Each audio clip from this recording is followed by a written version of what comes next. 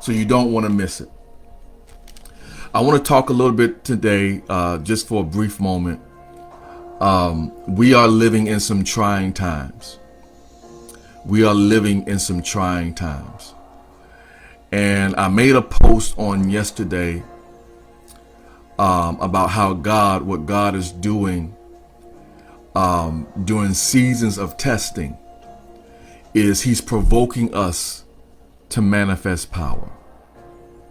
He's provoking us to manifest power. If you are in a season where you're being tested, if you're in a season where you're under pressure, God allows you to be under pressure because He's provoking power. He's provoking you to power. There is something on the inside of you that He desires to come out of you. And many of us, we can become complacent and comfortable.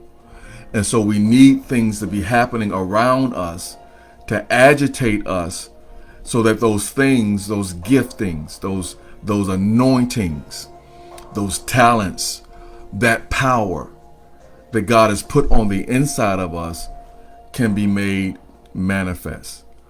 And so that's something to take for you individually, but I want to speak specifically as it relates to the church.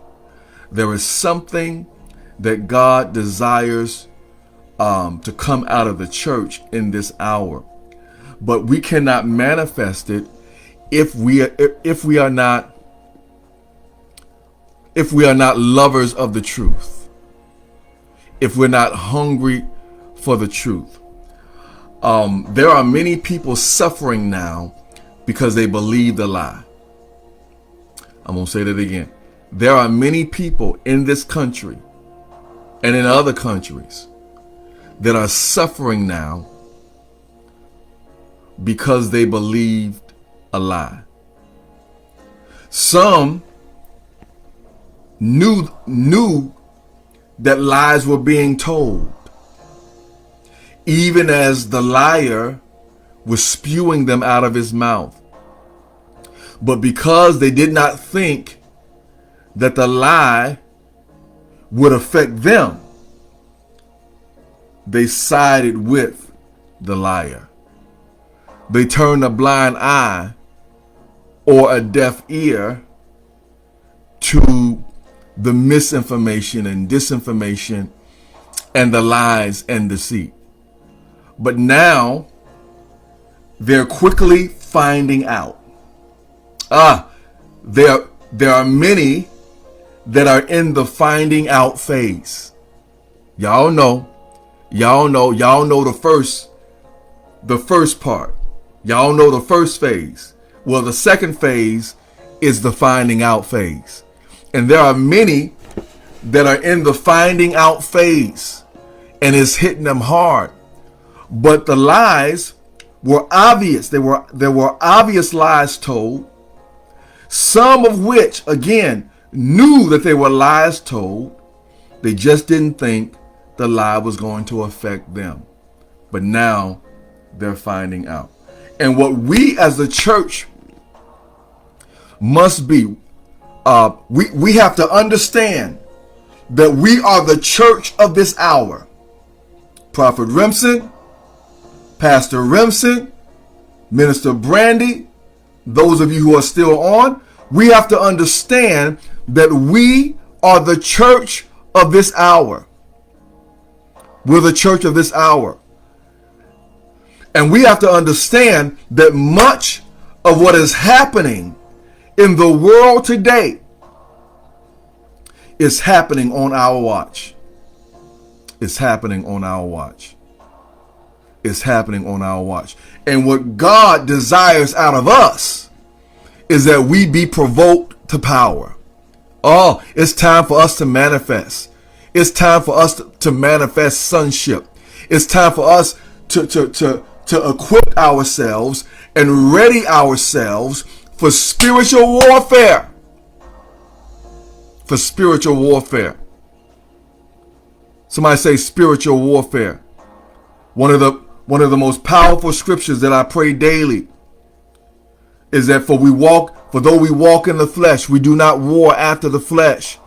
For the weapons of our warfare are not carnal, but mighty through God to the pulling down of strongholds, casting down imaginations and every high thing that exalts itself against the knowledge of God, and bringing into captivity every thought to the obedience of Christ.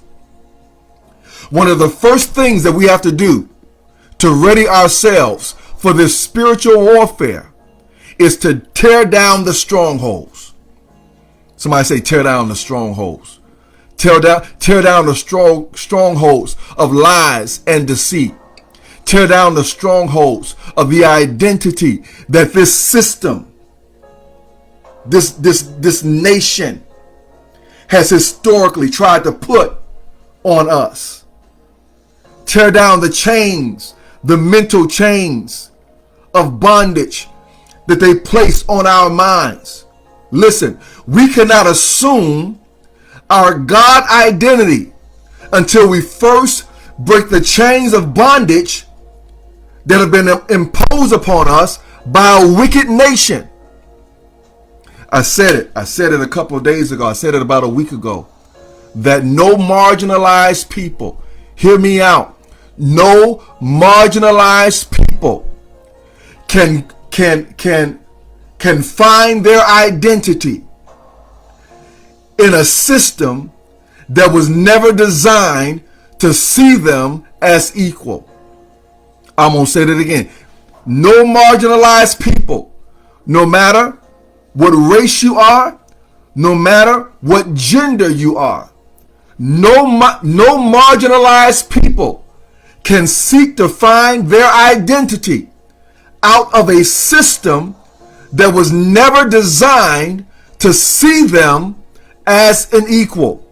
And many of us have found our identity in this wicked system, in the agenda of this, of the wickedness of this nation.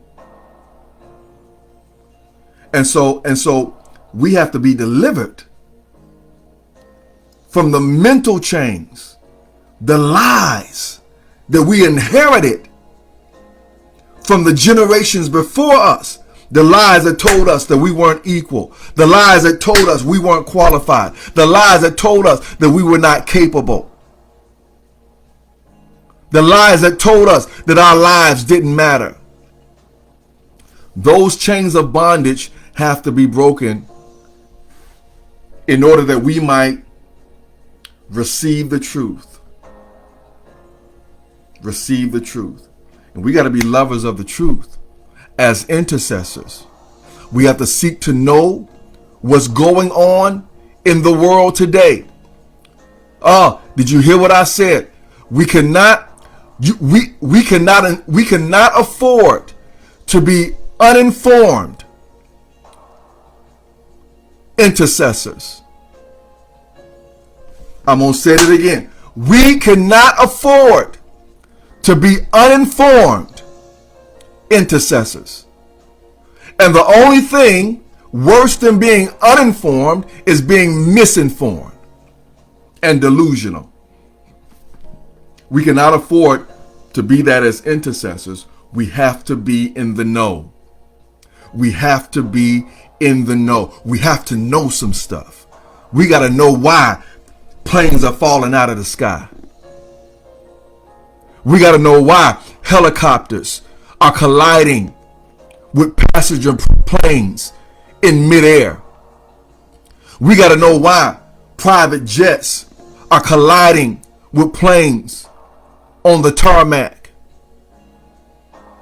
We got to know why ethnic cleansing is happening in Gaza. We got to know why people are losing their jobs and their health benefits. We can't just be the victims of these things. We got to know why they are happening. We got to be able to confront these things in the realm of the spirit. That lying wonder lied for the entirety of his campaign about Project 2025. They tried to deny even the existence of it. And when the existence of it was leaked, he lied and denied that he had anything to do with it. All the while, the agenda of it, the details of it, was slowly being leaked. And he said, I don't know nothing about that. I don't know nothing about it. Fast forward to immediately after inauguration, he's putting these things in play, and the misinformed and the uninformed and the disinformed are scratching their heads saying, but I didn't know. I didn't know. That's not what he said. That's not what he told us.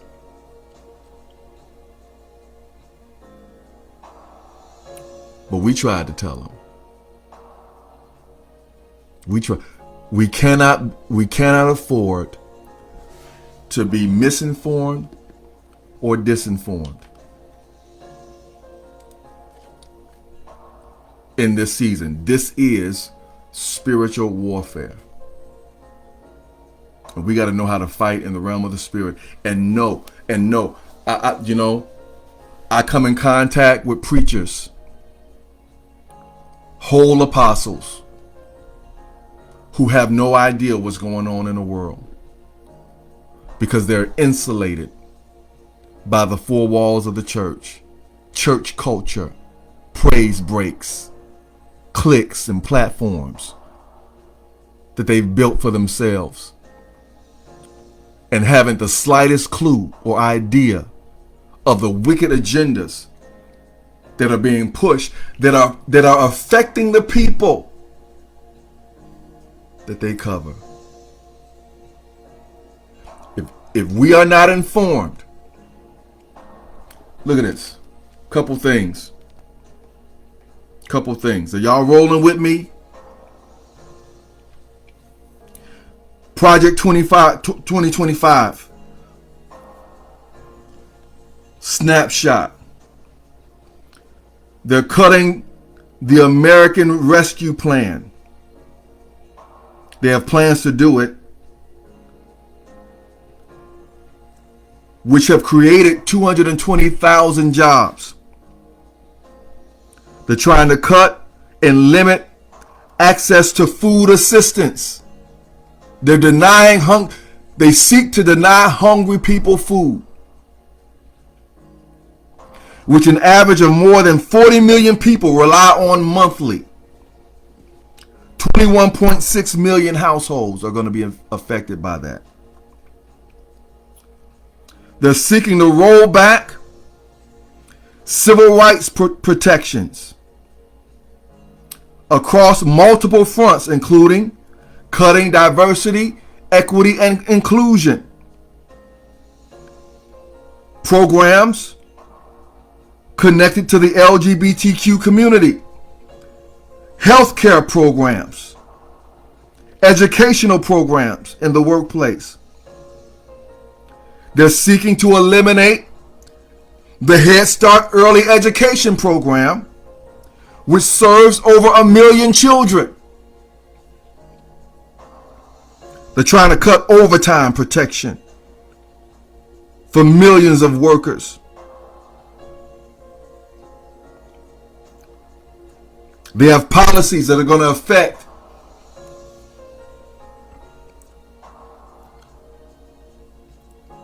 children. Look at this. Expose the 368,000 children in the foster care programs to risk of increased discrimination. Look at Project 2025 and you'll see the wickedness, the wicked agendas that are being pushed. We got to inform ourselves. We got to know what's happening, and we got to be prepared to fight in the realm of the spirit. Now, on tonight, I'm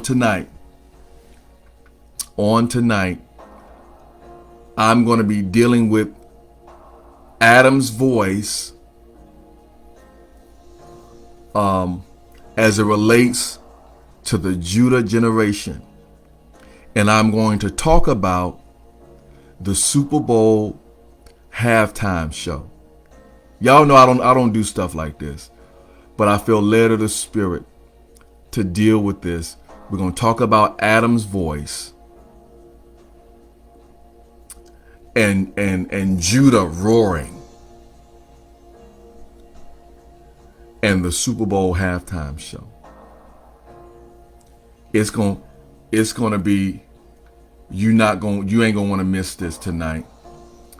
I hope they're gonna record it, because I'm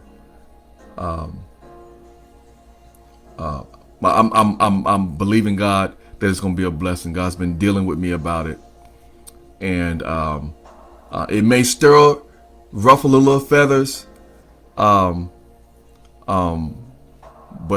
it's gonna be a blessing. It's gonna be a blessing tonight. All right. Join me tonight, 6 p.m. Central Standard Time, 7 p.m. Eastern. I'm not going to teach real long. I'm going to probably be done in about 30 minutes. I'm going to hit it real good for about 30 minutes, and I'm going to be done, because I don't have a whole lot, but I got enough to get us thinking. All right? All right, God bless you. I love you all, and I'll see you prayerfully on tonight. If not, tomorrow. God bless you.